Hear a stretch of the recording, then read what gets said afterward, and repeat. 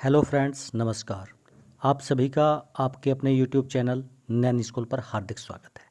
आज के अपने इस वीडियो में हम बात करेंगे प्री 2006 रिटायरीज, यानी वो सैनिक जो 2006 से पहले रिटायर हुए लेकिन एसीपी और एमएसीपी ना मिलने की वजह से उनको हुआ लाखों का नुकसान।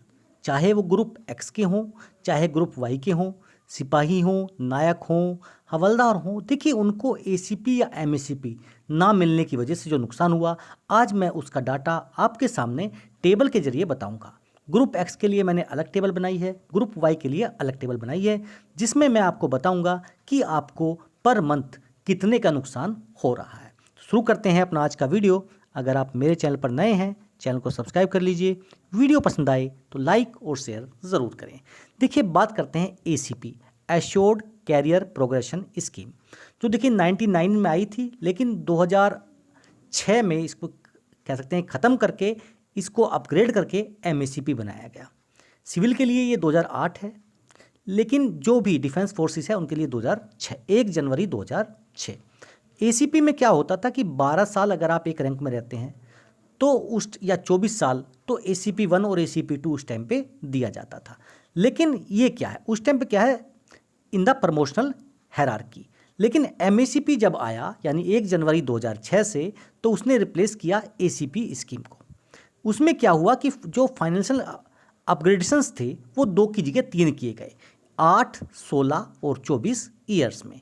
जो पहले अगर हम कहें, अगर सिविल के काउंटर पार्ट में देखें तो 10, 20 और 30 है, जो भी डिफेंस में 8, 16 और 24। यानी अगर एक सर्विस पर्सनल 8 साल किसी एक रैंक में रह लेता है तो उसको नेक्स्ट रैंक का जो है यानी पेमेंट मिलता है, यानी उसको जो है एमएसीपी दिया जाता है। वो आगे बताऊंगा क्या क्या हो सकता है, ये यहाँ पर मेन चीज़ थी।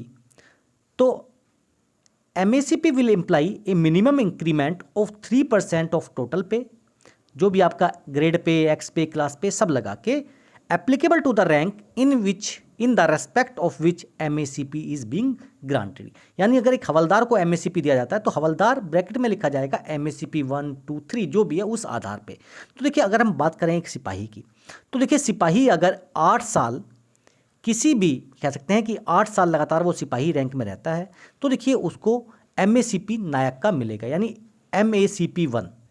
लेकिन अगर वो लगातार 16 साल उसी रैंक में रह लेता है सिपाही में, तो उसको एमएसीपी 2 यानी हवलदार का पेमेंट मिलेगा।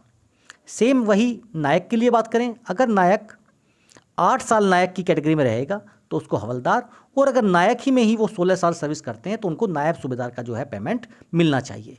ऐसे ही अगर बात करें हवलदार के लिए, तो देखिए ये नायब सूबेदार, अगर 8 साल आप हवलदार वाली रैंक में हैं, अगर 16 साल हैं तो सूबेदार, और अगर यहाँ पर 24 साल आप एक ही रैंक में हैं तो यानी सूबेदार मेजर, एसीपी 3। हालांकि ये कंडीशन नॉर्मली नहीं आती है, उससे पहले ही सर्विस आउट हो जाते हैं, लेकिन कंडीशन ये आप लगा के चल सकते हैं।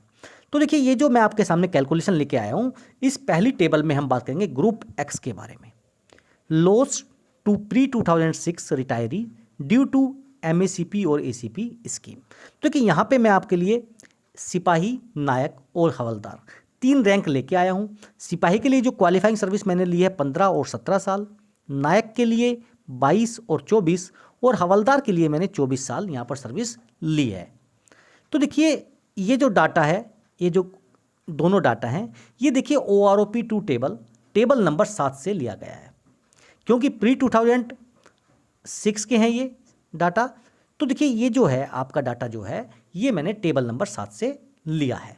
यानी अभी अगर मैं बात करूं तो 15 साल अगर सर्विस एक सिपाही की है तो देखिए उनको मिल रहा है एक्स ग्रुप के लिए 20,607, और अगर 17 साल सर्विस है तब भी उनको जो मिल रहा है पेंशन 20,607। लेकिन उनको मिलना कितना चाहिए, यानी अगर मान लिया उन्होंने 15 साल नौकरी की है तो देखिए एक ही रैंक में वो 14 साल, 15 साल जो भी रहे हैं, यानी उनको एसीपी एमएसीपी 1 मिलना चाहिए। अब जब एमएसीपी 1 मिलना चाहिए तो एमएसीपी 1 क्या कहता है कि सिपाही को नायक की पेंशन मिलनी चाहिए। तो नायक की जो पेंशन है वो है 23,560। वहीं अगर वो 16 साल एक सर्विस में एक ही रैंक में रह लेते हैं तो 24,393। तो देखिए, दोनों ही कंडीशन में कि अगर सिपाही की बात करूं तो 15 साल में ग्रुप एक्स के हैं तो हर महीने 2,953 रुपये का, और अगर 17 साल उन्होंने सर्विस की है तो देखिए 3,786 रुपये का यहाँ पर उनको कह सकते हैं कि पर मंथ जो है नुकसान हो रहा है। अब बात करेंगे हम नायक के लिए। देखिए अगर नायक 22 साल के हैं तो उनको मिल कितनी रही है, 23,560 रुपये। मिलनी कितनी चाहिए, क्योंकि 22 साल का मतलब है कि वो 8 साल, यानी अगर नायक ACP 1 है तो देखिए यहाँ पर जो कंडीशन है वो है 26,260। मिल कितने रहे, 23,560, यानी 2,700 रुपये का पर मंथ यहाँ पर नुकसान। लेकिन अगर मान लीजिए कि वो ACP 2 हैं, 24 साल या उससे ज़्यादा उनकी हो जाती है और 16 साल आप एक ही रैंक में रह लेते हैं, तो देखिए उस कंडीशन में क्या है, मिल कितना, 23,560। मिलना कितना चाहिए, नायब सूबेदार का जो यहाँ पर है 27,885, यानी 4,315 रुपये यहाँ पर हर महीने आपको नुकसान हो रहा है। अगर हवलदार हैं, देखिए 24 साल लिया है, क्योंकि अगर उनको 8 साल लगातार एक रैंक में हो गए हैं तो मिल कितना रहा है उनको, 26,260। मिलना कितना चाहिए, 27,875, यानी नायब सूबेदार का उनको रैंक जो पेंशन है वो मिलना चाहिए। तो पर मंथ उनको 1,615 रुपये का नुकसान हो रहा है। ये है ग्रुप एक्स के लिए। अब हम बात करेंगे ग्रुप वाई के लिए। देखिए ग्रुप वाई के लिए भी सेम क्राइटेरिया, रैंक और क्वालिफाइंग सर्विस मैंने लिया है। तो अगर 15 साल में बात करें तो मिल रहा है 18,807। मिलना चाहिए उनको नायक का, यानी 15 साल अगर सर्विस हुई है उनकी तो एक रैंक में वो सिपाही रहे हैं 14 साल 15 साल, तो देखिए उनको 20,107 मिलना चाहिए, यानी 1,300 रुपये का यहाँ पर सीधा सीधा पर मंथ नुकसान है। अगर 17 साल की हम बात करें तो देखिए मिलना चाहिए उनको 21,782, यानी जो हवलदार का है।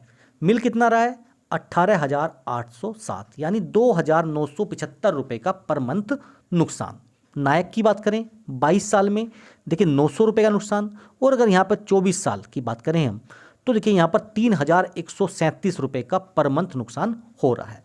अब आते हैं हवलदार पर, 22,257 रुपये उनको मिल रहे हैं एज पर टेबल 7 OROP 2।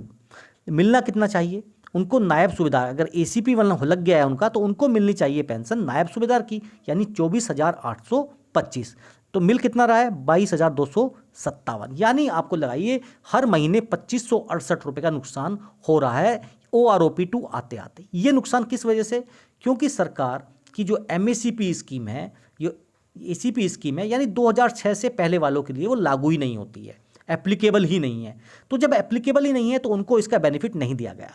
यही वजह है कि जो 2006 के बाद के रिटायरीज़ हैं उनको ACP और MACP का फ़ायदा मिला, और वो जो पेंशन है वो बढ़ी हुई पेंशन यहाँ पर ड्रॉ कर रहे हैं। लेकिन उतनी ही क्वालिफाइंग सर्विस होते हुए, वही सेम रैंक होते हुए उनकी जो पेंशन है वो कम बन रही है। रीज़न ये है कि उनका जो ACP और MACP है यानी वो वहाँ पर लागू नहीं था।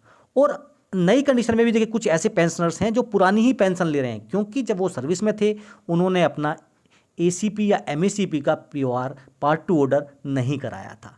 तो देखिए इन सब कंडीशंस के चलते उनको हो रहा है बहुत सारा नुकसान। तो देखिए अगर किसी को अभी भी लगता है कि भाई उसका पार्ट 2 ऑर्डर सर्विस पर्सनल सुन रहे हैं तो देखिए अपने इन सब चीज़ों के पार्ट 2 ऑर्डर जाने से पहले, रिटायर होने से पहले कंप्लीट करा लें, ताकि आपको भविष्य में ये जो नुकसान देखने को मिल रहा है ये नुकसान ना हो। अगर आपको ये जानकारी पसंद आई तो चैनल को सब्सक्राइब करें और वीडियो को शेयर करें। फिर मिलेंगे आपसे। जय हिंद, जय भारत।